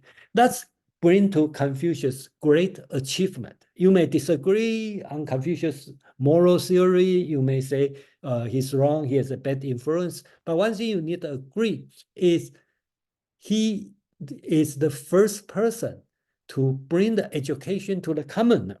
So it doesn't matter who you are, as long as you are interested to learn, to work for the government, he will teach you. Before the education, only for the noble, for the aristocrat. Okay, but after Confucius bring the education to the commoner. That's why he is being viewed as a first teacher. And in Taiwan, I'm not sure in China or Hong Kong, but in Taiwan, September 28th. I don't know how does people figure out, but September 28th being viewed as Confucius' birthday. So that day also called the Teacher's Day. I don't know the teacher get day off or not, but basically that's so-called the Teacher's Day, and which is Confucius' birthday. And here is the shrine for the Confucius. And on the side, okay, on the side, okay, that's on this side. You can see all the tablet, the spirit tablet for Confucius' disciple. Okay, so if you read Confucius Analect, you can see this one is so-called 子若, 子贡. Oh, here's 子路. Okay, we mentioned about him. 子氏. Okay, 仲雍. That's the name you will see in the Confucius Analect. That's his disciple. So I think this one will kind of answer your question, okay, of whether or not Confucianism is a religion. And that's how it's difficult to say. In a way, it's a temple. In a way, it's become a lifestyle. And in a way, it's a philosophy. So last part, why you go there? Okay, they have the purpose to go there. If you have the major exam, for example, bar exam, final, okay, or kind of college entrance exam, most likely that's the one in Taiwan people will use. So you can worship, or you can ask Confucius to give you wisdom. So basically we'll say, oh, Confucius, that's the Chinese word. Okay, put your name, your birthday, what's your address, and which day, which month, which day you are going to take what kind of exam, and in which area you are going to take the exam, and your permit number is this. Okay, here, I wish the most sage, the first teacher, to open my wisdom so I can pass the test. So thank you. Okay, so that's the way you can go there to worship Confucius and hope you get the pass the exam. So I think I will end for today's section, and I do it in the ideal time I want to do. Okay, leave 10 minutes for discussion if you want, and then we can have some open discussion about today's section, and then I hope you get something from today's section about Confucius teaching. I know it's a difficult one, but at least I make it, and the content is a lot. Joe, please. Yes, Jason, I was just wondering, how does filial piety work for illegitimate children? In other words, are they still responsible to see their parents as real parents? Okay, that's a big question. Okay, illegitimate bastard kids. Okay, so I think the best way is if you have the patience, or you have patience to read the Chinese novel called The Red Chamber Dream. Okay, so you will know how to behave and how to behave and how to what's their position. Okay, when you talk about illegitimate children, right? We assume this, that's illegitimate from the male, right? Not from the female. That's a different story. Okay, from the male. So usually, one father, one man can have a multiple wife, but only the first one, okay, is the official, right? The rest is concubine. Okay, so they all treat the illegitimate, I call this the illegitimate, okay, or not illegitimate, bastard or whatever, have to treat their father's first wife as mother. Okay, their biological mother is kind of like a servant. So in another way, the ranking will be higher than your biological mother. Okay, so that's the situation happened. But I'm not talking about this one is a Confucius teaching. I'm talking about this one is they being practiced, okay, for a long time, at least for the last, well, I should not say for the last, but at least after Neo-Confucianism movement to the end of 19th century, it's been viewed in this way. So I hope I answer your question on this.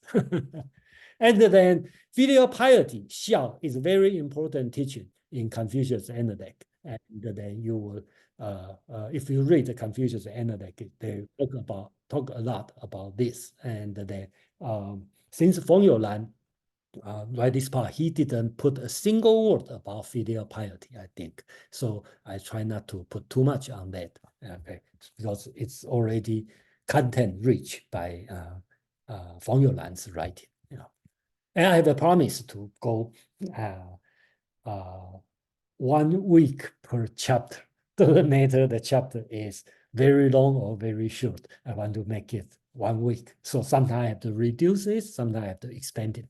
Like today and the next week, I have to reduce because the content's a lot. And don't forget the next week for Mozi, okay, which not that popular in today's name. But I think if you read this one, you probably will understand Confucius better because a lot of time you know how people oppose somebody, then you will understand what Confucius is talking about. So encourage you to continue read for the next week. Madeline, please.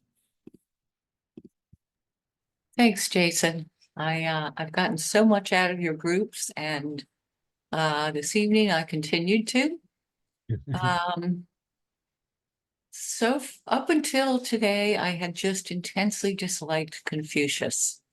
I disliked his prescriptive attitude about behavior, his massive sexism, his insistence on roles. But this evening I got a much better sense of what he was trying to do, which is basically in modern Western terms would be something like stay in your lane. You know, when you're at your job, be respectful to your boss and treat your subordinates well. Be direct and clear with them. Follow through on what you say. That those two things would be rectification of names, which in my opinion could be applied across the board forcefully to all of our politicians right now. Because what they're so basically, for those who read the children's book, it goes something like, I meant what I said and I said what I meant, and Elephant's faithful 100%. So that would be the rectification of names. I also liked Ren, it's also spelled Jen. It has a sound that's ambiguous at the beginning to the English speaking ear. Yeah. It means benevolence in the sense of everyday kindness. It doesn't have the connotation of the sort of rigid moral rectitude that Kant comes across with. The character for Ren is a picture of a person with the character for two next to it. Mm-hmm. So it means two people relating to each other, and it would be the same way that you would naturally want to help a young child do something or help someone in some kind of ordinary way. It's not and he feels that this should be reverberated through society. So thanks. And Jason, I loved the pictures. Thank you. I love those pictures from the temples in Taiwan. Thank you. Thank you for your comment. And then I think thank you, Madeline. You bring up the two important things I'd like to address a little bit. I forget to mention. First, okay, I will talk about next week. The Ren, which is, the Chinese calendar have the people and the two. Basics, and some ancient writing even have three people. So basically, it means the relationship. And the next week, when we talk about Mo Zi, okay, the Moism teacher, he is opposite to Confucius, but not because he disagrees with Ren, because he wants to focus on love, so-called universal love or unbiased love, or what you would call it, Jian Ai. So Mo Zi is not talking about relationship, okay? He talking about the general universal love. Agape, okay, if you want to use the Greek word, this kind of love. So both Confucius and Moses are talking about love, okay, but one Confucius focus on the social relational aspect, and then Moses next week talking about the quality of love, talking about general love, and he has a sharp argument against the Confucius, say love should be unbiased, should be general, should be universal. You cannot have a different love. For example, you love your kids more than love your neighbor, because that causes the difference. That's all the problem coming from. So people call him the first socialist, okay, communist, okay, in China or in the world. So that's next week. And another thing Madeline mentioned about this one, because she wished, okay, all the politicians will follow Confucius. That's exactly my opinion. And I find out the biggest misunderstanding when you read analects is we constantly forget the student Confucius is teaching. They are common, that's right, a lot of common. But why they receive education? Because they want work as a politician, because they want to get a job in the government. In another way, Confucius' teaching, you may see it's rigid, it's reverse, it's a lot of restriction, no freedom. But remember, his audience, the purpose of receive this education is become the government officer, not as a people. So if you separate, okay, Confucius' teaching, we should send all the politicians to learn Confucius, but not us, right? Because Confucius didn't tell me, Jason, how to behave. His words is to the potential politician, not for the farmer, for everybody. I think that's, if you restrict the teaching on the analect, this book, he is teaching these people, they want to work for government. They are not teaching people who just want to be the regular people. I think that's the way to read it. And then I think Madeline is right, because I also wish everybody in this world is you work for the government and you should follow Confucius' teaching. And we probably don't have to follow Confucius' teaching, everybody. Fei Wu, please. I think the most problematic aspect of Confucianism is his thoughts on social relationships. So there were 5 social relationships between so ruler and subject, father and son, husband and wife, older sibling and younger sibling, and friend and friend. These relationships emphasize a hierarchy where obedience and filial piety are crucial. So these relationships are strictly based on hierarchy. not on character or virtues or merit. I think Confucianism definitely is a religion for a lot of Chinese people. I give an example. So my father, he left school at 9, and so he didn't receive much education. But for him, Confucianism provided everything he needed to know. He often says, if a ruler wants to ask a subject to die, he or she has to die. If a father asks the son or daughter to die, he or she has to die. So whenever he beats me up, he always says, I gave you life and I can take it away. And Okay. that's all based on Confucianism. I think that you are quoting, I know what your father quote on that, and I can tell you that's not Confucius teaching. That's after Neo-Confucianism. Okay. After Zhuxi's teaching, then this concept come with, and Zhuxi family said for the widow, right? Dying is small big business. Okay. Your virtue is more, I mean, keep your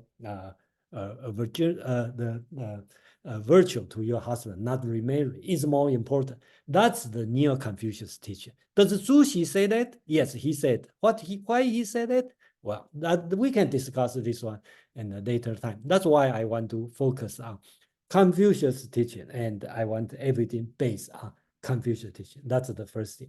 Second thing about following, obedience. That's Confucius teaching. But remember what I talked about beginning. He's talking about the government officer. He's not talking about the people.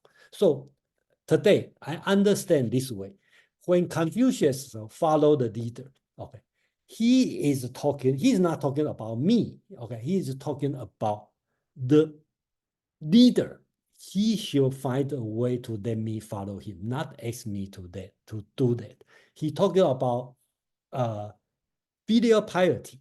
He's talking about the father, how to treat the son, the father want the son to be to treat them, but not talking about the people on the lower ranking side. That's another way to look at it. I'm not saying that's the right way or something. That's the way I start to look at it in this way. And that's why I really like what Madeline talked about. The politician should learn that. Yeah, remember, politician, not me. Okay, well, I'm not saying I don't have to learn it. I still can learn it. I still can follow if I choose. But I think that's more on the requirement on the politician. Yeah, that's my own opinion. And thank you. Okay, sorry, I want to obtain clarification from you. So Confucian, because I only read 2 chapters of Ananext, so Okay. I don't know all his teaching, but I thought he also taught about the 5 social relationships Yeah. between father and son, husband and wife, and Yeah. older, younger siblings and Yeah, friends. yeah, Junchen Foods. Yeah, he talk about that. But so that's applicable to everyone, not just the rulers. Yeah, but you remember his audience are the rulers, are the politicians, his audience, okay? But I'm not saying you don't have to follow, you can follow, okay? So the same as the Bible, right? Talking about respect your parents, okay? That's kind of aspect. I'm not an apologist for Confucius at all, okay? I'm not at all. I just want to talk about just based on the book. And of course, like all the ancient texts, right? They have some terrible things, right? They have a slave. They disrespect people. Confucius say only the small man and the woman is difficult to deal. Okay, so what kind of text you are going to read, right? So another terrible thing on that. So that's common for all philosophy. And I'm not saying I forgive him, but let's see what is. You know, they have the good thing, they have the bad thing. We just choose whatever good, whatever, and discard whatever bad. That's my attitude, and I would suggest everyone to treat the ancient text in this one. And then anyway, our behavior is our own decision, right? Doesn't matter what you read, and then you still can decide what you want to do. You know, only thing bad is blindly follow the teaching. Doesn't matter what kind of teaching. If you blindly follow, I think that's the greatest danger on that. So that's the bring that to one. That's my reason to run this section, because I think that's an opportunity to have to look everything in a different way, and then doesn't matter you like it or you dislike it, and then that happened. Mark, please. Yeah, thanks. I thought the previous question was really interesting, and I'd like a little clarification on that too. I'm wondering about it. So the idea of hierarchy, like I haven't read the Analects, so I just know like what I've heard and what I've read on Wikipedia. Is the loyalty in not in the Neo-Confucianism, but in the original in the Analects, is the loyalty owed to the superior? Is that absolute? Like, does that include life or death? Or like what to like you said that what the previous questions, or I think it was Fei Lu said, was later, came from Neo-Confucianism, not from Confucianism. So how is the loyalty defined in the original Analect as opposed to later, or the relationship of subordination? How would you distinguish those two? Based my reading, the loyalty in the Chinese word called 忠. Okay, I explained in the presentation, right? I talk about, I don't think, at least based on my reading, it doesn't talk about loyal to your country, loyal to your boss. It talks about loyal to your friend, to the people. Okay, and the formula talk about a positive attitude, right? You wish being treated in certain way, then you treat people in this way. That's the so-called 忠, the loyalty. And then later on, when the Confucius become dogma, then gradually being changed, this word become loyal to your state. And then just like Fei Wu talking about, like, then later on become like when the father asks you to die, you need to die. Okay, and when the ruler asks you to die, that's your responsibility to die. And then that's the later part become this one. So same as when you read Bible, you will see if you interpret the Bible teaching in the view of the Middle Ages teaching, the Orthodoxy teaching, they will get a total different idea of what Bible taught, right? Same thing as, you know, today we just go back to the original. Okay, Madeline, please. Yes, thanks, Jason. Yeah, I thought I would add on to the concept of social justice and agape. If we look at the history of European culture back in the time of the Greeks and the Romans, their concept of justice was to enforce the existing social order, which was very, very stratified. And so a lot of their stories about the gods and the heroes had to do with people overreaching and being put back in their place, or people in positions of power using that power however they pleased. They had a hereditary aristocracy. Below that was a very, very wealthy class who would never be aristocrats, no matter what they did. Below that were merchants. Then there were ordinary citizens. This is just an approximation of how things worked. Then there were non-citizen foreigners, and then there were slaves who could be prisoners of war or whatever. But if you were a wealthy aristocrat in ancient Greece or Rome, it's quite likely that your tutor and all of your nannies and childcare, your teachers, a lot of the people in your household would have been slaves.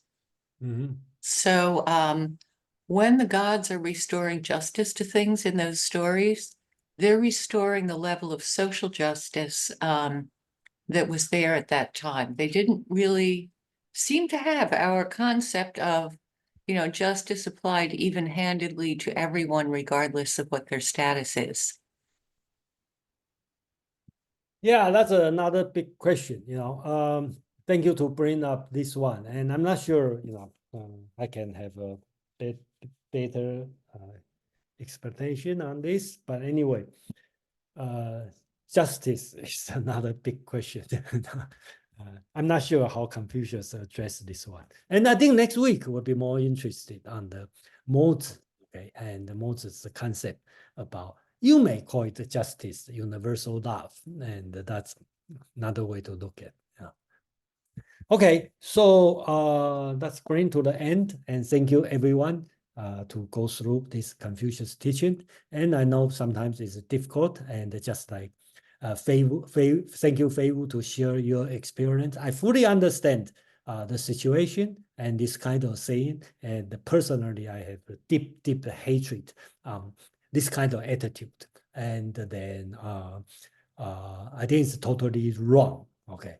And then let's look at if so, that one thing I'd like to say. Some people see Confucianism as a blessing for the Chinese people or people in Chinese culture. Some people see it's a curse. But doesn't matter what attitude you are, we need to understand what Confucius talking about. Okay, so if you see it's a blessing, you know how it's bless you. If you know it's a curse, look at the original teaching. And that's the way to dissolve the curse. Okay, that's what I'm thinking. Yeah, anyway, thank you everyone. And then let's continue for next week. Thank you, bye. Thanks, Jason.